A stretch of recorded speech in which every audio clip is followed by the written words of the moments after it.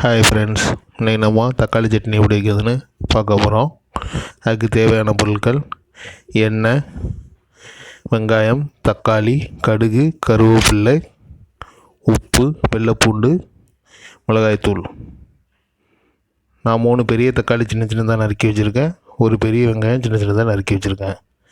இப்போ பேனை அடுப்பில் வச்சு அதில் எண்ணெய் ஊற்றி, எண்ணெய் காஞ்சதுக்கப்புறமா கடுகு போட்டுக்கலாம்.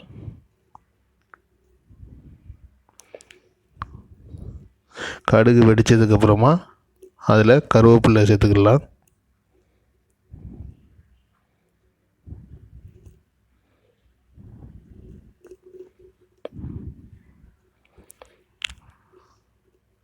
அதுக்கப்புறம் நம்ம வெட்டி வச்ச வெங்காயத்தை அதில் சேர்த்துக்கலாம்.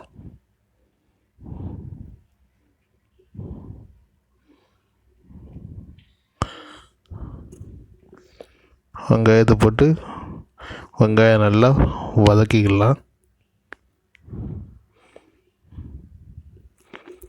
வெங்காயம் நல்லா வதங்கணும்.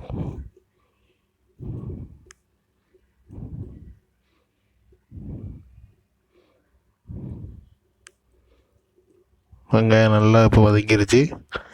இப்போ இதில் நான் ஒரு 10 பல் பூண்டு உரித்து வச்சுருக்கேன். அந்த பூண்டை இதில் சேர்த்துக்கிடுவேன். சேர்த்து அதுவும் நல்லா வதங்குற அளவுக்கு வதக்கிக்கலாம்.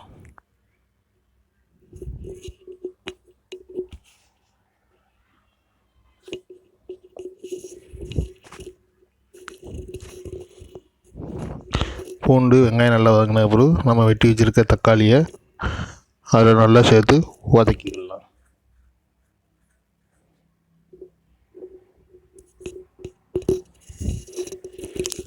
தக்காளி நல்லா வதங்கட்டும்.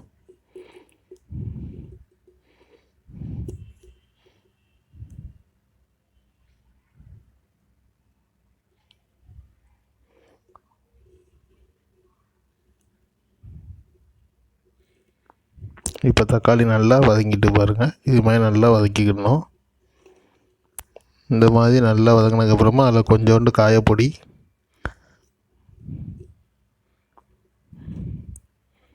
கொஞ்சமாக மஞ்சள் தூள்,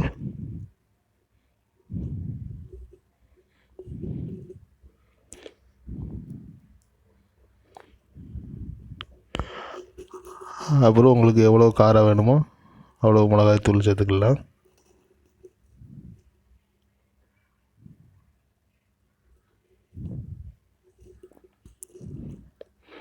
சேர்த்து நல்லா மிக்ஸ் பண்ணிக்கோங்க.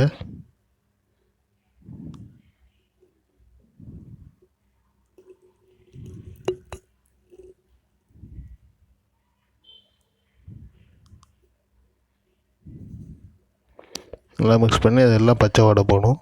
உங்களுக்கு தேவையான அளவு உப்பும் சேர்த்துக்குங்க. உப்பும் சேர்த்து நல்லா பச்சை வாடை போகிற அளவுக்கு நல்லா மிக்ஸ் பண்ணிக்கங்க. உப்பும் காரம் உங்களுக்கு தேவையான அளவு சேர்த்துக்குங்க. அதுக்கப்புறம் அதை நல்லா ஆற வச்சு, ஆறுனதுக்கப்புறம் அதை ஒரு மிக்ஸி ஜாரில் மாற்றிக்கிங்க. மிக்ஸி ஜாரில் மாற்றி அதை நல்லா பேஸ்ட்டாக அரைச்சிக்கோங்க. இந்த அளவுக்கு பேஸ்ட்டாக நல்லா அரைச்சி வச்சுக்கோங்க. அதுக்கப்புறம் ஒரு தவா அடுப்பில் வச்சு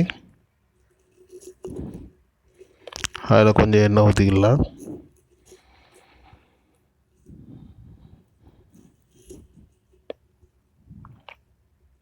எண்ணெய் காஞ்ச அப்புறமா கடுகு போட்டுக்கலாம்.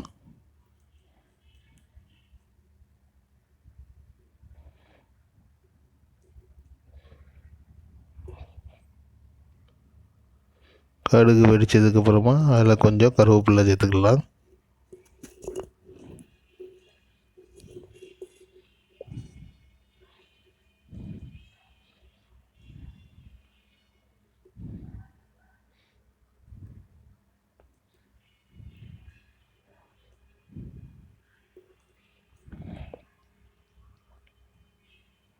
அதுக்கப்புறம் நம்ம மிக்சியில் அரைச்சி வச்சுருக்க அந்த பேஸ்ட்டை இதில் சேர்த்துக்கலாம்.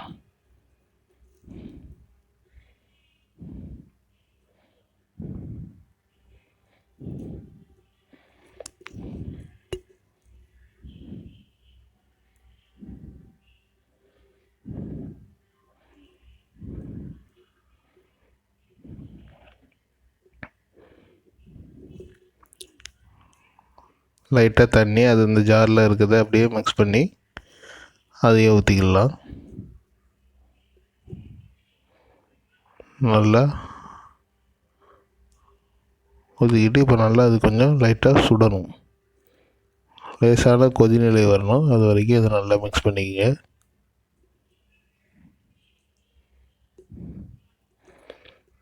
இது நீங்கள் இட்லி தோசை அது கூட வச்சு சாப்பிட்டிங்கன்னா நல்ல ருசியாக இருக்கும்.